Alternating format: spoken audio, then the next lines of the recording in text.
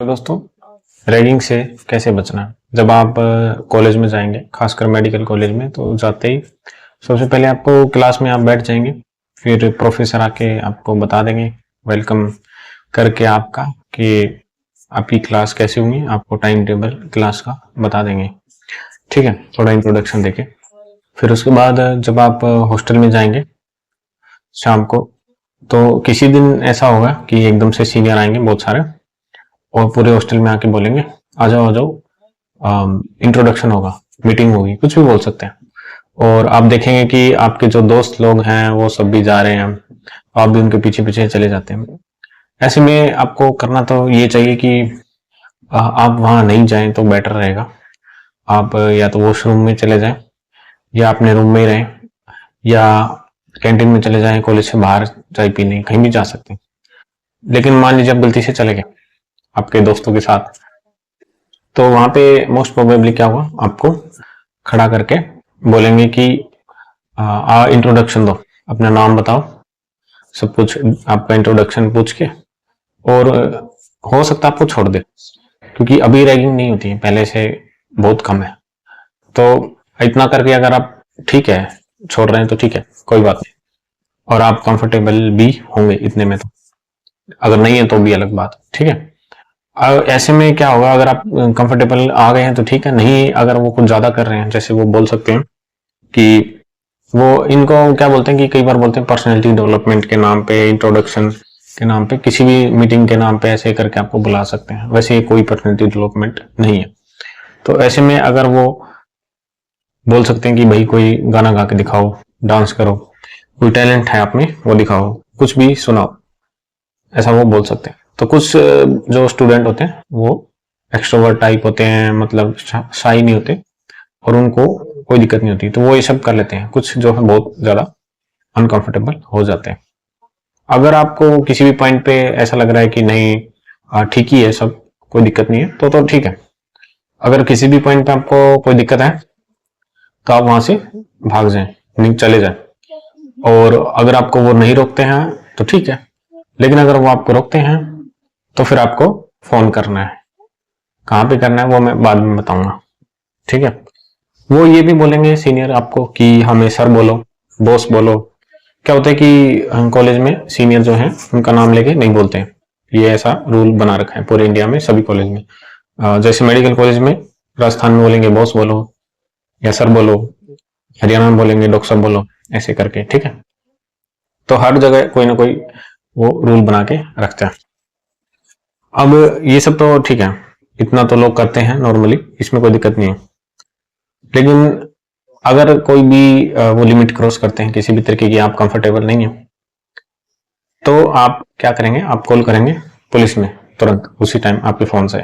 Phone हमेशा साथ में रखना है, उसको नहीं छोड़ना है। ठीक है, और अगर आप फोन भूल गए या नहीं कर पा रहे, कोई दिक्कत है, तो वहां से भागें, कैसे भी करके वहां से बस भाग जाएं। ठीक है, और उसके बाद होगा पुलिस में कॉल, उसके बाद भी कर सकते हैं आप। ठीक है, तो पुलिस जो है इस पे रैगिंग के नाम पे बहुत जल्दी एक्शन लेती है। हरियाणा में आप 112 पे कॉल कर सकते हैं, अलग अलग नंबर है स्टेट के, आपको याद होना चाहिए जिस स्टेट में आपका मेडिकल कॉलेज है, कोई भी कॉलेज है।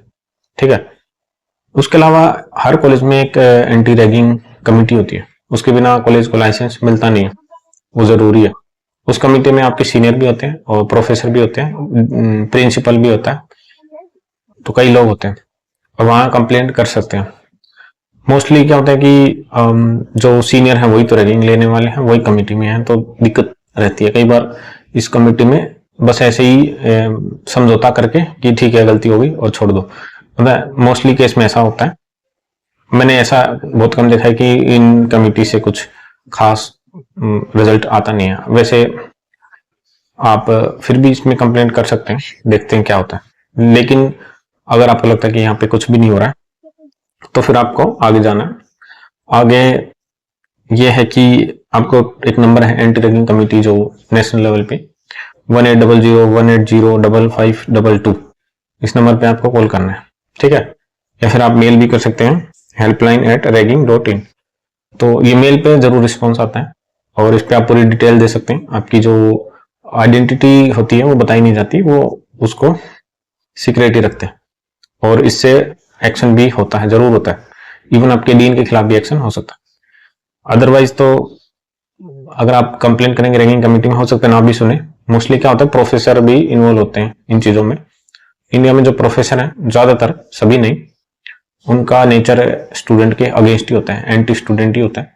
मतलब वो इसी तरीके से होता है, किस तरीके से स्टूडेंट को परेशान किया जाए, तंग किया जाए, और इसी तरीके से वो सोचते हैं, ठीक है। और स्टूडेंट को नीचा दिखाना, ये दिखाना कि हम प्रोफेसर हैं, तुम कुछ भी नहीं हो, इसी तरीके का एक मतलब इंटरेक्शन है कॉलेज में प्रोफेसर और स्टूडेंट के बीच। मतलब ऐसा नहीं है कि तुम स्टूडेंट हो, आए हो कुछ सीखो, ऐसा कुछ है नहीं, ठीक है। ऐसा ही एक टॉक्सिक नेचर है पूरे कॉलेज में, ज्यादातर में ऐसा मैंने देखा है। कुछ कुछ प्रोफेसर ही ठीक रहते हैं, ठीक है। तो इतना करके आपका काम चल जाएगा, आपको इससे ज्यादा कुछ नहीं करना है। और एंटी रैगिंग कमेटी जो नेशनल लेवल की है, वो हमेशा काम करती रहती है, ठीक है। ज्यादातर कॉलेज में क्या होता है, रैगिंग जो है 1-2 बार ही होती है, और फिर फ्रेशर या फ्रेशर तक होती है। मतलब 1-2 बार करके वो छोड़ देते हैं, उसके बाद नहीं करते हैं। उनमें से कुछ जो लड़के होते हैं जो ज्यादा बोलते हैं, एक्सट्रोवर्ट टाइप, वो उनसे दोस्ती कर लेते हैं और रोज रोज फिर उन्हीं को बुलाते हैं। आजकल ऐसा होता है, क्योंकि पहले से बहुत कम हो गई रैगिंग, तो उनको बुला के उन्हीं से ही थोड़ा टाइम पास करते हैं। सीनियर का टाइम पास होता नहीं है, तो वो बुला लेते हैं जूनियर्स को, जो उनके खास बन जाते हैं, और वो उनको रोज करके टाइम पास, फिर बाहर चले जाते हैं, पार्टी उनको दे देते हैं, कुछ चाय पिला लाते हैं, कुछ भी, ठीक है। बट आप अगर कंफर्टेबल नहीं है तो आप अलग हो, आपको फिर स्टैंड लेना ही पड़ेगा, ठीक है। अभी आप देखेंगे कि 16 नवंबर को, इसी 16 नवंबर 2024 को गुजरात में मेडिकल कॉलेज में एक लड़का था, उसकी रैगिंग हुई, और भी लोगों की थी, और वो लड़का मतलब उसकी डेथ हो गई, कोलैप्स हो गया वो। पूरी उसमें खबर तो नहीं है एग्जैक्ट की क्या क्या हुआ, बट उसमें इतना लिखा हुआ है कि वो कोलैप्स हुआ। तो हो सकता है वो जैसे घबराहट से किसी भी तरीके से क्या हुआ था एग्जैक्ट, तो उसमें पूरा डिटेल में नहीं है। बट अगर एक भी लाइफ जाती है पूरे इंडिया में तो बहुत बड़ी प्रॉब्लम है। चाहिए मतलब लगता छोटी बात है, बट एक लाइफ चली गई, और वो भी रैगिंग की वजह से, तो वो नहीं जानी चाहिए। तो आप भी, ऐसा नहीं है कि आप तो बाथरूम में चले गए और बाहर चाय पीने चले गए, और आपका दोस्त है वो रो रहा है, उसकी रैगिंग हो गई, आपको उसको भी सपोर्ट करना है, ठीक है। आप बच गए हैं, लेकिन अगर कोई और आपको दिख रहा है कि उसकी रैगिंग हो रही है, और वो थोड़ा इंट्रोवर्ट टाइप है, नए नए कॉलेज में जब हम जाते हैं, गांव से जाते हैं ज्यादातर लोग, अगर कोई, और उनको इतना देखा हुआ नहीं होता है, सीनियर जो है वो सब कुछ जानते हैं, तो बहुत मुश्किल होती है। तो ऐसे में डर जाते हैं। अदरवाइज जैसे आपको कई बार सीनियर गाली भी देते हैं इंट्रोडक्शन के टाइम पे, ऐसा हो सकता है। और यूजुअली आपने गाली तो 1000 बार सुनी होती है अपनी लाइफ में, बट आप सुसाइड नहीं करते हैं। इवन आपको कोई मारता है तब भी नहीं करते हैं। बट वहां पे एक अलग सिचुएशन है, वहां पे डर जाते हैं, क्योंकि इसी तरीके का माहौल हो जाता है, तो डर जाते हैं कि पता नहीं क्या होगा। वैसे कुछ आपको डरने की जरूरत नहीं है, आपसे 1 साल सीनियर है, आपको ज्यादा से ज्यादा क्या बिगाड़ेंगे, उस सिचुएशन की बात कर रहा हूँ। मतलब मैं यही कर रहा हूँ कि आपको डरना नहीं है किसी भी हाल में, चाहे वो आपके साथ कुछ भी करें, और कुछ करेंगे नहीं, वैसे आजकल इतना नहीं होता है, ठीक है। आप उस चीज को आप टाल भी सकते हैं कैसे भी करके, बट फिर भी आप कंफर्टेबल नहीं है तो ऑब्वियसली आपको स्टैंड तो लेना ही पड़ेगा। आप कॉल कर सकते हैं, जो भी आपको करना है, ठीक है। और जो आपका दोस्त है, अगर किसी की रैगिंग हो रही है और वो बोल नहीं पा रहा है, थोड़ा डर डर के रहने लग गया है, तो उसकी हेल्प करना बहुत जरूरी है, ठीक है। तो इस तरीके से आप बच सकते हैं रैगिंग से। और जब आप सीनियर बनेंगे तो आपको भी रैगिंग नहीं करनी है, और अपने जूनियर्स की हेल्प करनी है। उनको बुक्स दे सकते हैं, या पढ़ने में हेल्प कर सकते हैं, बता सकते हैं कि कैसा पेपर आता है, कैसे पास होना है, कैसे क्वेश्चन आते हैं। इस तरीके की आपको आपकी इंटरेक्शन होनी चाहिए आपकी जूनियर के साथ, ना कि ऐसे रैगिंग करके, ठीक है। तो इस कल्चर को ऐसे ही खत्म करना पड़ेगा। ओके, कोई भी प्रॉब्लम हो तो सबसे मेन है कॉल करना एंटी रैगिंग कमेटी को, ये सबसे जरूरी है। तो इससे आप बच सकते हैं, और हो सकता है तो अवॉइड करें इस चीज को, तो भी आप बच सकते हैं। और डरना बिल्कुल नहीं है, डरना तो है ही नहीं, क्योंकि वो अभी जो ये केस हुआ है, इसके पीछे एग्जैक्ट तो पता नहीं, बट डरना नहीं है आपको, ठीक है। ऐसे कुछ होता नहीं है। और कई बार पूरी सेकेंड ईयर को भी कंप्लेन करने पर सस्पेंड कर देते हैं, पूरी क्लास को, ऐसा भी होता है, ठीक है। कोई बात नहीं, आपको पता चल गया है क्या करना है, ठीक है। आपके घर में कोई छोटा, मान लीजिए आप किसी को कॉलेज में छोड़ के आ रहे हैं, आपका मान लीजिए आप पेरेंट्स है, या आपका कोई छोटा भाई बहन है कॉलेज में, वो उसने अभी एडमिशन लिया, आपको उसकी बहुत चिंता है कि पता नहीं वो उसकी रैगिंग ना हो जाए, वो इतना बोलता भी नहीं है, ठीक है। तो आपको क्या करना है, या आप खुद ही इतना डरते हैं, तो आपको सोशल मीडिया पे जाके उस कॉलेज के जो सीनियर है उनको ढूंढना है, और उनसे बात करनी है। इंस्टाग्राम पे या फिर कहीं पे भी मिल सकते हैं, कोरा पे। और उनको ढूंढ के उनसे बोलना है कि मुझे बहुत डर लग रहा है, मैंने इस कॉलेज में एडमिशन लिया है, कि मेरी हेल्प करो।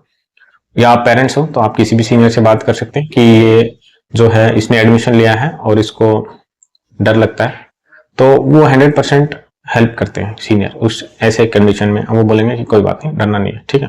तो आप ऐसे सीनियर से बात करके रखेंगे तो आपको थोड़ा कॉन्फिडेंस आएगा। बाकी डरना तो है ही नहीं, कुछ दिन में आप भी नॉर्मल हो जाएंगे, शुरुआत में थोड़ा अजीब लगता है, ठीक है। और ओके, फिर यही सब करना। बाय।